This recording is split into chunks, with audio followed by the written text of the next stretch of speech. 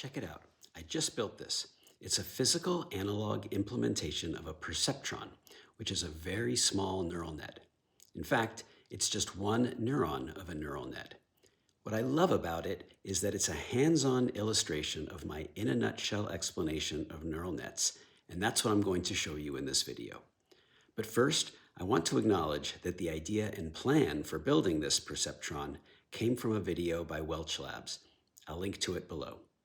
The video is excellent, and it's the first in a whole series from Welch Labs on AI.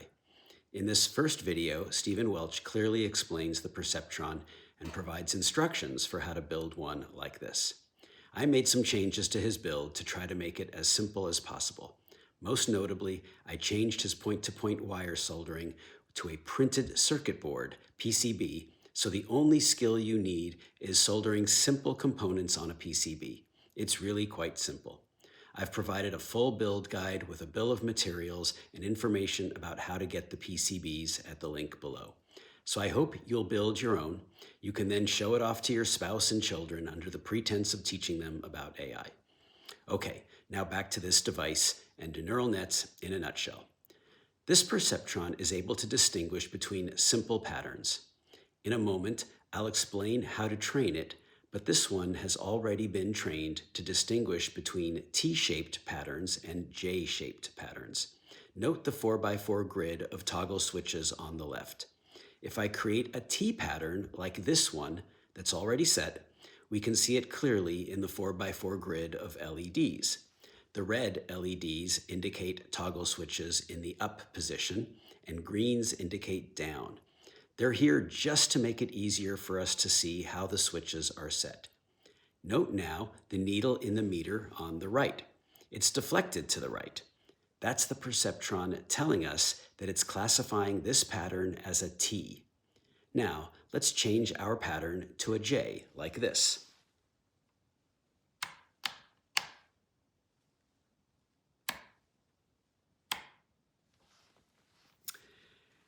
Note now that the needle is deflected to the left.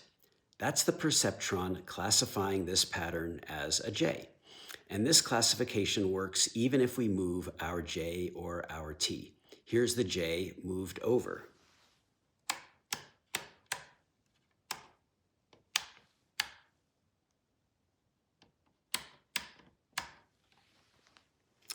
Note the needle deflected left. And here's our T moved over.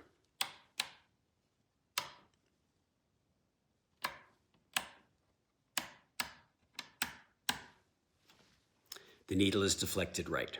Good, it works. To understand neural nets in a nutshell, there are just 4 things you need to know. And what you're seeing here is an illustration of the first of these 4 things. A neural net can be thought of as a machine that takes a bunch of numbers as input, does some arithmetic on those numbers, and then produces another bunch of numbers as output. Look at our perceptron. It takes 16 input numbers as set by the 16 toggle switches on the left. Each number is either +1 or -1. An up toggle, red LED, is a +1 input, and a down toggle, green LED, is a -1 input. We can't see the arithmetic that the perceptron is doing on these input numbers. That's being done in an analog circuit underneath all of this stuff, but we can see the output numbers. Actually, the perceptron outputs just one number, and we can see it in the deflection of the needle on the right. The exact values don't matter, but when the needle deflects right, the output number is positive, and when the needle deflects left, the output number is negative. So the input numbers provide the input shape, T or J, and the output number provides the classification. Positive means T, and negative means J. Larger and more practical neural nets work the same way. For example, in an image classifier, the input numbers are the red, green, and blue pixel values, and the output numbers are interpreted as probabilities, one for each possible classification. If the input images are 1,000 by 1,000 pixels, then we have 1,000,000 pixels, and since each pixel is 3 numbers, one each for red, green, and blue, we have 3 million input numbers. So compared to our perceptron with its 16 plus minus toggle switches that represent simple 4x4 patterns, we now have 3 million numerical values that represent color images like this. And if we're trying to classify 1,000 different animal species, then we'll have 1,000 output numbers, one for each species. Maybe the first output number corresponds to chicken, the second fox, the third cat, and so on. You can imagine that each 1,000 outputs is connected to a meter, like the one in our perceptron, except that each meter only has to go in one direction, from 0.0 to 1.0, like this. If the neural net has been well trained, then if the input is an image of a cat, then in the 1,000 output meters, the one corresponding to cat should be deflected all the way near 1.0, and all of the others should remain undeflected or barely deflected, staying near 0.0. It would look something like this. And if the input is a chicken,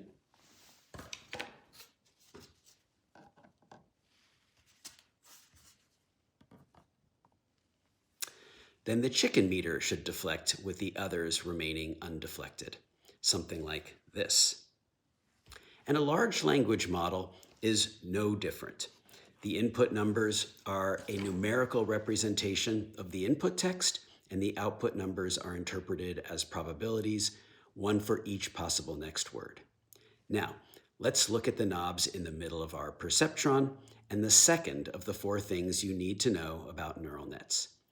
The machine's behavior, that is, the arithmetic that it does to convert the input numbers to the output numbers, is controlled by another bunch of numbers called weights. In our perceptron, the knobs set the weights. As you can see here, there are 17 knobs, so we have 17 weights. If the knob is centered, the weight is 0. Rotated clockwise is a positive weight value, and rotated counterclockwise is negative. The exact values don't really matter. In practical neural nets, we can have way more weights than the mere 17 we have here. For example, an image classifier might have tens to hundreds of millions of weights, and an LLM counts weights in the billions to trillions.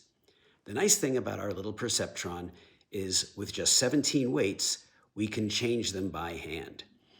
Notice now that for any given input, such as the T we have here, if I change the weights by rotating the knobs,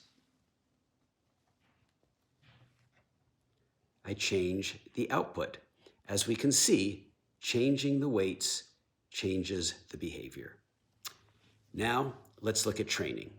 So we'll reset things back to the way it was just after I built it, before any training, with all of the knobs centered.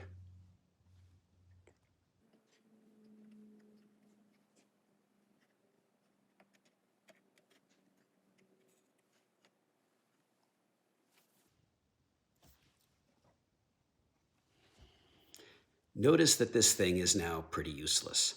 I have the T input, but the needle doesn't deflect. I can switch to a J input,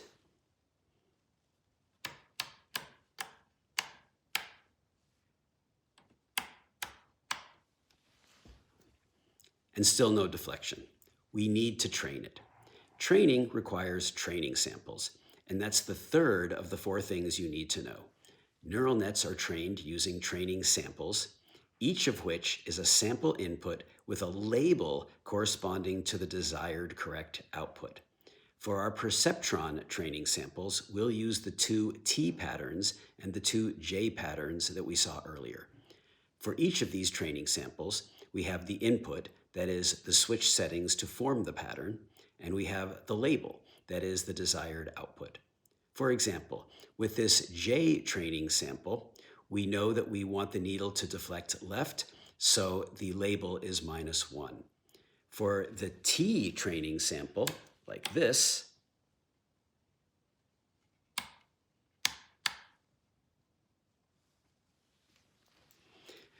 the label would be +1 because we know we want the needle to deflect to the right. Finally, The fourth of the 4 things you need to know tells us how to use these training samples during training. For each training sample input, we adjust the weights to nudge the output in the direction of the training sample's label. If this sounds confusing, I think it'll clear right up as we actually do it with our little perceptron here. That's what I love about this thing. So let's do some training. We'll start with this T training sample. I've already set the input switches, and we can see that the needle is still in the center. In the case of this sample, the label is +1, but the needle is in the middle at 0, so we want to adjust the weight knobs to nudge the needle to the right. Let's do that. Here's the first knob. I'll turn it a little bit clockwise, and I see the needle going left, the wrong way. I'll turn it a bit counterclockwise, and I see the needle going right, the correct way. So for this first knob, the correct direction is counterclockwise. I'm going to make a note of this direction, but for now, I'm going to leave the knob unchanged. I want to figure out the correct direction for each knob before I actually make any changes. Let's do the second knob. Turn clockwise, the needle goes right. Turn counterclockwise, the needle goes left. So this knob should go clockwise. Noting that direction and leaving it where it was, I move on until I've figured out the correct direction for all 17 knobs.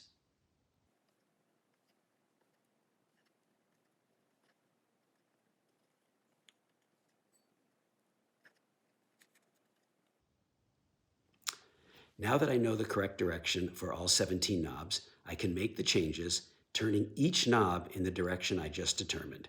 The first one counterclockwise, the second one clockwise, and so on.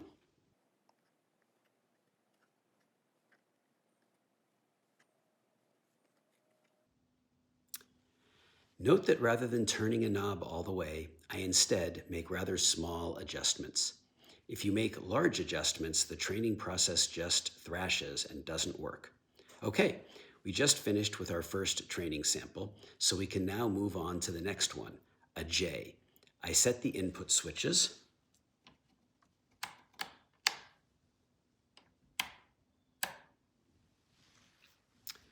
And note that the needle is deflected slightly to the right. In this case, the training sample is a J, so the sample's label is -1, so I want to adjust the weight knobs to nudge the needle to the left. Starting with the first knob, clockwise, and the needle goes left. And counterclockwise, and the needle goes right. So this knob should go clockwise. I note that direction and move on through all 17 knobs.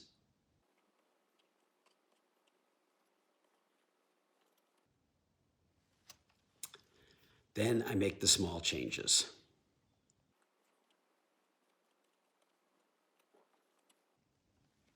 That's all there is to it. That's how training works. I'll follow this process for the 2 remaining training samples.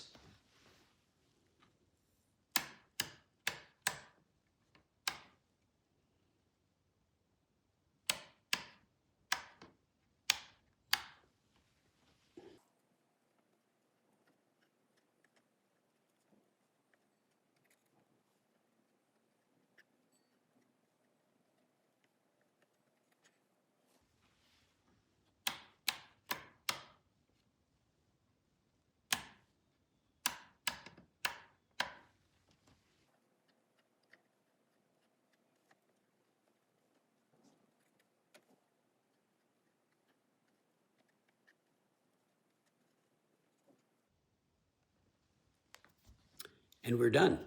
Our Perceptron is now trained and works just like we saw at the beginning of this video.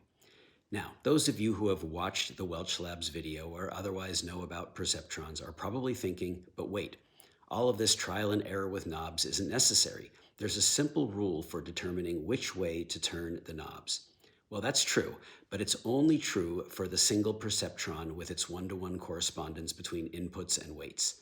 The way I'm describing it here generalizes to arbitrarily large and complex neural nets. In fact, my description is quite reminiscent of the way computers did neural net training with numerical approximation of slopes in the early days. and finding an efficient way to compute the direction and magnitude of each change for each weight is the story of the invention of deep learning. Okay, with training done, we can now use our perceptron to classify T's and J's, a process called inference, with no further need to adjust weights. In fact, you could now glue down all the knobs. You could even make lots more of these with the knobs set in the learned positions right from the get-go. No need to redo the training. Once you have knob positions that work, you can just replicate. Send to all your friends so they too can do inference, classifying T's and J's to their heart's content. They'll thank you. Okay, maybe they'd more appreciate the animal image classifier I described earlier. Though the image classifier is much, much bigger than our simple perceptron, the training process works exactly the same. Recall that instead of 16 plus-minus inputs that represent simple 4x4 patterns, we now have 3 million numerical inputs that represent color images. And instead of a single output meter, we now have 1,000 output meters, one for each possible animal. Correspondingly, instead of just 17 weight knobs, we now need tens to hundreds of millions of them. Yep, it's much bigger than our simple perceptron, but the training process is the same. For each training sample, we need to adjust each weight in the direction that nudges the output toward the correct answer, that is, toward the label. So if our training sample is labeled cat, then we want to turn each weight knob clockwise and counterclockwise, noting which direction causes the cat meter to increase its deflection to the right. This is how things might look partway through the training. The cat meter is somewhat deflected, but not yet near 1.0, so we want to continue adjusting the weight knobs to further deflect the cat meter to the right. Remember, with each training sample, we make only small adjustments. It works just like we saw when training our perceptron, and LLMs are the same, just with even more weights, billions to trillions of them. Imagine all of those weight knobs and the repetitive stress injuries you'd suffer trying to train such a beast. Thank goodness we have computers to do all of this for us. It's worth noting that whereas we were able to train our perceptron using each sample just once, in general, it may take many passes through all of the training samples to fully train a neural net. Also, whereas in the case of our perceptron, the 4 training samples covered all 4 possible inputs, that is, all 4 possible T and J patterns that can be made on a 4x4 grid, in general, the training samples don't even come close to covering all of the possible inputs. Imagine all the possible images of animals. In fact, the key goal of a neural net is being able to generalize, that is, give correct outputs for inputs that were not among the training samples.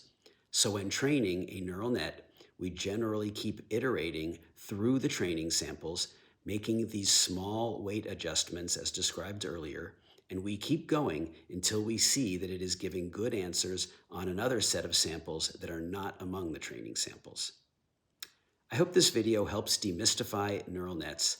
Please check out the Welch Labs videos that inspired this, and do build one of these for yourself. Your family and friends will thank you.